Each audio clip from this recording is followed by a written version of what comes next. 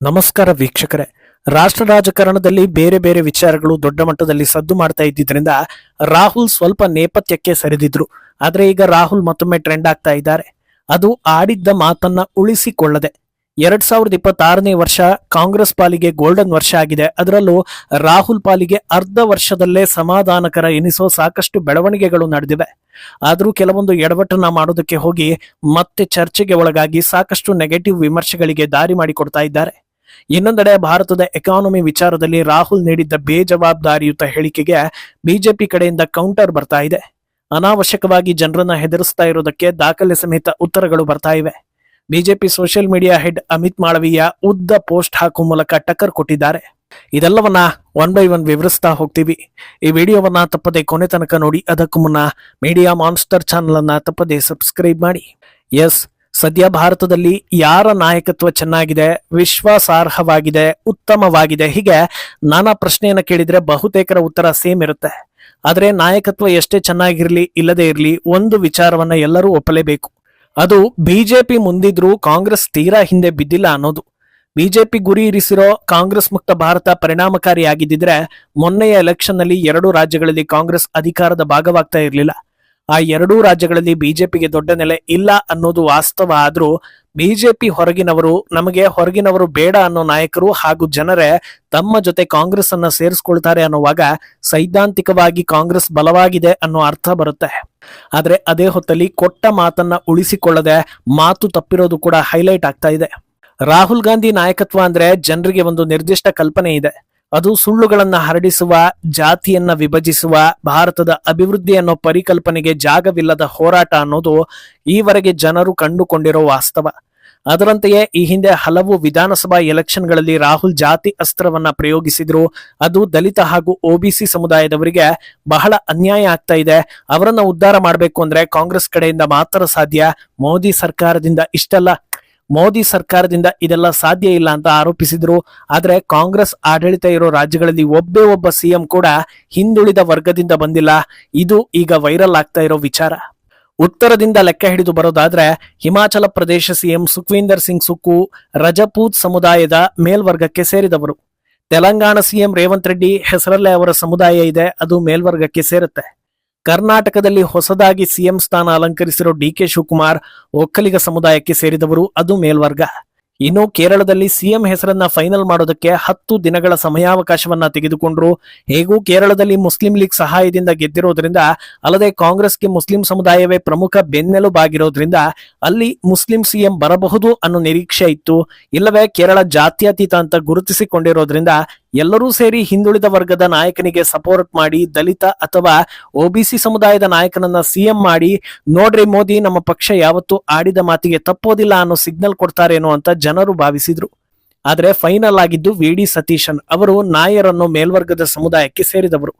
ಆದ್ರಿಂದ ಎಷ್ಟರ ಮಟ್ಟಿಗೆ ರಾಹುಲ್ ತಮ್ಮ ಭರವಸೆಗಳನ್ನ ನಡೆಸಿಕೊಂಡು ಬರ್ತಾ ಇದ್ದಾರೆ ಅನ್ನೋ ಪ್ರಶ್ನೆ ಈಗ ಎದ್ದಿದೆ. ಹಾಗೆ ನೋಡೋದಾದ್ರೆ ಕೋಟ್ಯಂತರ ಜನರಿಂದ ಆರಿಸಲ್ಪಟ್ಟ ಹಾಗೂ ವಿದ್ಯಾವಂತರು ಮೆಚ್ಚಲ್ಪಡುವ ಪ್ರಧಾನಿ ಮೋದಿ ಒಬಿಸಿ ಸಮುದಾಯಕ್ಕೆ ಸೇರಿದವರೇ. ಆದರೆ ರಾಹುಲ್ ಮಾತಿಗೂ ಪ್ರಧಾನಿ ಮೋದಿಗೆ ಹಿಂದುಳಿದವರನ್ನ ಉದ್ಧಾರ ಮಾಡಿ ಅಂತ ಸಲಹೆ ಕೊಡ್ತಾ ಇದ್ರು, ಪಾಠ ಮಾಡ್ತಾ ಇದ್ರು. ಆದ್ರೆ ನೀವೇ ನಿಮ್ಮ ಮಾತನ್ನ ಉಳಿಸಿಕೊಳ್ಳಲಿಲ್ವಲ್ಲ, ಯಾಕೆ ಅನ್ನೋ ಪ್ರಶ್ನೆ ಜನರದ್ದು. ವಿವೇಚನೆ ಇರುವವರ ದೃಷ್ಟಿಕೋನದಿಂದ ನೋಡಿ ಹೇಳೋದಾದ್ರೆ ನಾಯಕತ್ವ, ವಿದ್ಯೆ, ಪ್ರತಿಭೆ ಇದ್ಯಾವುದಕ್ಕೂ ಜಾತಿಯನ್ನ ಅಂಟಿಸಲೇಬಾರದು. ಯಾರು ಅರ್ಹರೋ ಅವರು ಯಾವುದೇ ಸಮುದಾಯಕ್ಕೆ ಸೇರಿದ್ರೂ ಅವರ ಅರ್ಹತೆಗೆ ತಕ್ಕ ಸ್ಥಾನವನ್ನ ಕೊಡಬೇಕು. ಎಲ್ಲರೂ ಅವರನ್ನ ಒಪ್ಪಿ ಗೌರವಿಸಿ ಮುಂದಕ್ಕೆ ಸಾಗಬೇಕು. ಆದ್ರೆ ಅದೆಲ್ಲ ಭಾರತದಲ್ಲಿ ಆಗುತ್ತೆ ಅನ್ನೋ ನಂಬಿಕೆಯನ್ನ ಭಾರತೀಯರು ಕಳ್ಕೊಂಡು ದಶಕಗಳೇ ಕಳೆದಿವೆ.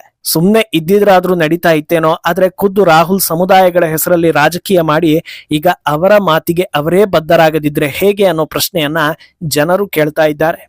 ಇನ್ನು ತಮ್ಮ ಕಾರ್ಯಕರ್ತರ ವಿಷಯದಲ್ಲಿ ರಾಹುಲ್ ಸಣ್ಣ ವಿಚಾರ ಅಂತ ನೆಗ್ಲೆಕ್ಟ್ ಮಾಡ್ತಾ ಇರೋದು ಈಗ ದೊಡ್ಡದಾಗಿ ಮಗ್ಗಲ ಮುಳ್ಳಾಗಿ ಕಾಡ್ತಾ ಇದೆ. ಉತ್ತರಾಖಂಡದಲ್ಲಿ ಮೊಹಮ್ಮದ್ ದೀಪಕ್ ಅನ್ನೋ ವ್ಯಕ್ತಿಗೆ ಸಿಕ್ಕಾಪಟ್ಟೆ ಹೈಪ್ ಕೊಟ್ರು. ಆತ ಒಂಥರ ಸರ್ವಧರ್ಮ ಸಮ್ಮೇಳನದ ಐಕಾನ್ ಇದ್ದಂಗೆ ಅನ್ನೋ ರೀತಿ ಬಿಂಬಿಸಿಬಿಟ್ರು. ಆತ ಮುಸ್ಲಿಂ ಹೆಸರನ್ನ ಇಟ್ಕೊಂಡಿದ್ರಿಂದ ಆತನ ಜಿಮ್ಗೆ ಯಾರು ಬರ್ತಾ ಇಲ್ವಂತೆ ಅನ್ನೋದು ದೊಡ್ಡ ನ್ಯೂಸ್ ಆಗುತ್ತೆ. ಆಗ ಪ್ರತಿಕ್ರಿಯೆ ನೀಡಿದ್ದ ರಾಹುಲ್, ನಾನು ಉತ್ತರಾಖಂಡಕ್ಕೆ ಬಂದು ನಿನ್ನನ್ನ ಮೀಟ್ ಮಾಡಿ ಜಿಮ್ ಸಬ್ಸ್ಕ್ರಿಪ್ಷನ್ ಅನ್ನ ತೆಗೆದುಕೊಳ್ತೀನಿ ಅಂತ ಭರವಸೆ ಕೊಟ್ಟಿದ್ರು. ಆದ್ರೆ ಆ ರೀತಿ ಹೇಳಿ ತಿಂಗಳುಗಳು ಕಳೆದ್ರು, ಇನ್ನೂ ಆ ಕಡೆ ಮುಖ ಮಾಡಿಲ್ಲ. ಇವತ್ತು ರಾಹುಲ್ ಉತ್ತರಾಖಂಡ ಪ್ರವಾಸ ನಿಗದಿಯಾಗಿತ್ತು. ಆದ್ರೆ ಹವಾಮಾನ ವೈಪರೀತ್ಯದಿಂದಾಗಿ ದಿಢೀರಂತ ರಾಹುಲ್ ಪ್ರವಾಸ ಕ್ಯಾನ್ಸಲ್ ಆಗಿದೆ. ಆದ್ರೆ ರಾಹುಲ್ ಇವತ್ತು ದೊಡ್ಡ ಸಮಾವೇಶದಲ್ಲಿ ಭಾಗಿಯಾಗ್ತಾರೆ ಅಂತ ಸ್ಟೇಜ್ನಿಂದ ಹಿಡಿದು ಎಲ್ಲಾ ಕೆಲಸವನ್ನ ಕಾರ್ಯಕರ್ತರು ಮಾಡಿದ್ರು. ಈಗ ದಿಢೀರಂತ ಬರಲ್ಲ ಅನ್ನೋ ಸಂದೇಶವನ್ನ ಕಳಿಸಿದ್ದಾರೆ. ಜನರು ಕಾರ್ಯಕ್ರಮ ನಿಗದಿಯಾಗಿದ್ದ ಸ್ಥಳದಲ್ಲಿ ಮೋಡವಿಲ್ಲದ ಆಕಾಶದ ವಿಡಿಯೋ ಮಾಡಿ ಹರಿಬಿಟ್ಟು ಅಸಮಾಧಾನವನ್ನ ಹೊರ ಹಾಕ್ತಾ ಇದ್ದಾರೆ. ಇದೆಲ್ಲದರ ಮಧ್ಯೆ ಮುಂಬರುವ ವಿಧಾನಸಭಾ ಎಲೆಕ್ಷನ್ಗಳ ಬಗ್ಗೆ ರಾಹುಲ್ ಹಾಗೂ ಹೈಕಮಾಂಡ್ ಈಗಲಿಂದಲೇ ಚಿತ್ತನೆಟ್ಟು ಸ್ಟ್ರಾಟಜಿ ಮಾಡ್ತಾ ಇರೋ ಸುದ್ದಿಗಳು ಕೂಡ ಬರ್ತಾ ಇದೆ. ಇಡೀ ದೇಶದಾದ್ಯಂತ ಜನಗಣತಿ ನಡೆಯೋದ್ರಿಂದ ಎಲೆಕ್ಷನ್ಗಳನ್ನ ಪ್ರೀಪೋನ್ ಮಾಡೋ ಸಾಧ್ಯತೆ ದಟ್ಟವಾಗಿದೆ ಅಂತ ನ್ಯೂಸ್ ಬಂದಿದೆ. ಉತ್ತರ ಪ್ರದೇಶ, ಉತ್ತರಾಖಂಡ, ಪಂಜಾಬ್, ಗೋವಾ ಹಾಗೂ ಮಣಿಪುರ ಪ್ರಮುಖವಾಗಿ ಮುಂದಿನ ವರ್ಷದ ಅಂತ್ಯದಲ್ಲಿರೋ ಗುಜರಾತ್ ಹಾಗೂ ಹಿಮಾಚಲ ಪ್ರದೇಶ ಎಲೆಕ್ಷನ್ ಮೇಲೂ ಚಿತ್ತ ನೆಟ್ಟಿದ್ದಾರೆ ಅನ್ನೋ ವಿಚಾರಗಳು ಹರಿದಾಡ್ತಾ ಇವೆ. ಈ ಪೈಕಿ ಪಂಜಾಬ್, ಉತ್ತರ ಪ್ರದೇಶವನ್ನ ಹೊರತುಪಡಿಸಿದರೆ ಬಾಕಿ ಎಲ್ಲಾ ರಾಜ್ಯಗಳಲ್ಲೂ ಬಿಜೆಪಿ ಅಧಿಕಾರದಲ್ಲಿದೆ ಹಾಗೂ ಕಾಂಗ್ರೆಸ್ ಪ್ರಮುಖ ವಿಪಕ್ಷವಾಗಿದೆ.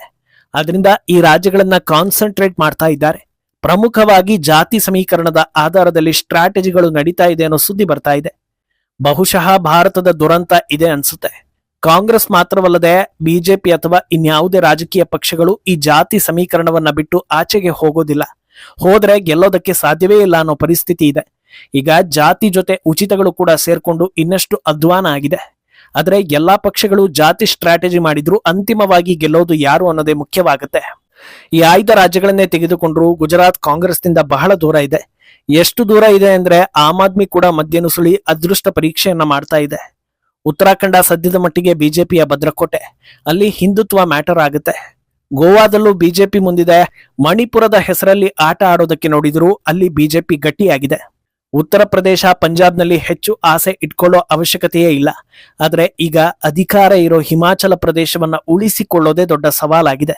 ಈ ಮಧ್ಯೆ ಮೋದಿ ಸರ್ಕಾರದ ವಿರುದ್ಧ ಆರೋಪಿಸುವಾಗ ರಾಹುಲ್ ಭಾರತದ ಆರ್ಥಿಕತೆ ಹಳ್ಳ ಹಿಡಿತಾ ಇದೆ, ಸದ್ಯದಲ್ಲೇ ಆರ್ಥಿಕ ಸುನಾಮಿ ಏಳುತ್ತೆ ಅನ್ನೋ ಮಾತನ್ನೆಲ್ಲ ಹೇಳಿದ್ರು. ಅದಕ್ಕೆ ಈಗ ಬಿಜೆಪಿ ಟಕ್ಕರ್ ಕೊಡ್ತಾ ಇದೆ. ಈ ಕುರಿತಂತೆ ದಾಖಲೆ ಸಮೇತ ಟ್ವೀಟ್ ಮಾಡಿರೋ ಅಮಿತ್ ಮಾಳವೀಯ ಅನಾವಶ್ಯಕವಾಗಿ ಜನರನ್ನ ಹೆದರಿಸೋದನ್ನ ನಿಲ್ಲಿಸಲಿ ಅಂತ ಕಿಡಿಕಾರಿದ್ದಾರೆ. ಭಾರತದ ಆರ್ಥಿಕತೆಯ ಶಾಕ್ ಅಬ್ಸರ್ವರ್ಗಳು ಕಳಚಿ ಹೋಗಿವೆ ಅನ್ನೋ ರಾಹುಲ್ ಟೀಕೆಗೆ ಉತ್ತರಿಸೋ ಮಾಳವೀಯ, ಮಧ್ಯಪ್ರಾಚ್ಯದ ಯುದ್ಧ ಹಾಗೂ ಅದರಿಂದ ಆಗ್ತಾ ಇರೋ ನೆಗೆಟಿವ್ಗಳ ಮಧ್ಯೆಯೂ ಭಾರತದ ಆರ್ಥಿಕತೆ ಆರೋಗ್ಯಕರವಾಗಿದೆ. ಆಹಾರ, ವ್ಯವಹಾರ, ಕೃಷಿ, ಜನಜೀವನ ಸೇರಿದಂತೆ ಎಲ್ಲಾ ಆಯಾಮದಲ್ಲೂ ಭಾರತದ ಪರ್ಫಾರ್ಮೆನ್ಸ್ ಅದ್ಭುತವಾಗಿದೆ ಅಂತ ಅದಕ್ಕೆ ಲೆಕ್ಕಗಳನ್ನ ಕೊಡ್ತಾ ಹೋಗಿದ್ದಾರೆ. ಹೊರಗಿನಿಂದ ಎಷ್ಟೇ ಸಮಸ್ಯೆಗಳಾದ್ರೂ ನಮ್ಮ ದೇಶದ ನಾಗರಿಕರನ್ನ ರಕ್ಷಿಸೋದಕ್ಕೆ ಭಾರತ ಸರ್ಕಾರ ಎಲ್ಲಾ ಅಗತ್ಯ ಕ್ರಮಗಳನ್ನ ಕೈಗೊಳ್ತಾನೆ ಇದೆ. ಕುತಂತ್ರದಿಂದ ದೇಶದ ಆರೋಗ್ಯ ಹದಗೆಡಿಸೋ ಕೆಲಸಗಳು ಸಫಲವಾಗ್ತಾ ಇಲ್ಲ. ನೀವು ಹೇಳಿದಂತೆ ಆರ್ಥಿಕ ಸುನಾಮಿ ಇತ್ತು, ಆದ್ರೆ ಅದು ಈಗಲ್ಲ. 2013ರಲ್ಲಿ ನಿಮ್ಮ ಸರ್ಕಾರ ಇದ್ದಾಗ. ಈಗ ಆ ರೀತಿ ಇಲ್ಲ, ಎಲ್ಲವೂ ಚೆನ್ನಾಗಿದೆ ಅನ್ನೋದನ್ನ ಹೇಳಿದ್ದಾರೆ. ಇನ್ನೊಂದೆಡೆ ಬಿಜೆಪಿ ವಕ್ತಾರ ಪ್ರದೀಪ್ ಭಂಡಾರಿ ಕೂಡ ರಾಹುಲ್ ಗಾಂಧಿ ವಿರುದ್ಧ ಕಿಡಿಕಾರಿದ್ದು, ರಾಹುಲ್ ಭಾರತದಲ್ಲಿ ಅರಾಜಕತೆ ಸೃಷ್ಟಿಯಾಗಬೇಕು ಅನ್ನೋದನ್ನ ಬಯಸೋ ವ್ಯಕ್ತಿ. ವಿದೇಶದಲ್ಲಿ ಜಾರ್ಜ್ ಸೊರೋಸ್ ಏನೆಲ್ಲ ಸಂದೇಶ ನೀಡ್ತಾನೋ ಅದನ್ನ ಇಲ್ಲಿ ಚಾಚು ತಪ್ಪದೆ ಮಾಡ್ತಾ ಇದ್ದಾರೆ. ಇವರ ಇಡೀ ಟೂಲ್ ಕಿಟ್ ಭಾರತದಲ್ಲಿ ಏನಾದ್ರೂ ಒಂದು ವಿಧ್ವಂಸಕ ಕೃತ್ಯವನ್ನ ನಡೆಸೋದಕ್ಕೆ ಪ್ರಯತ್ನಿಸ್ತಾ ಇದೆ ಅಂತ ಕಿಡಿಕಾರಿದ್ದಾರೆ. ಮುಂದೇನಾಗುತ್ತೆ ಅನ್ನೋದನ್ನ ಕಾದು ನೋಡ್ಬೇಕು. ಈ ಬಗ್ಗೆ ನಿಮ್ಮ ಅಭಿಪ್ರಾಯವನ್ನ ತಪ್ಪದೆ ಕಮೆಂಟ್ ಮೂಲಕ ತಿಳಿಸಿ.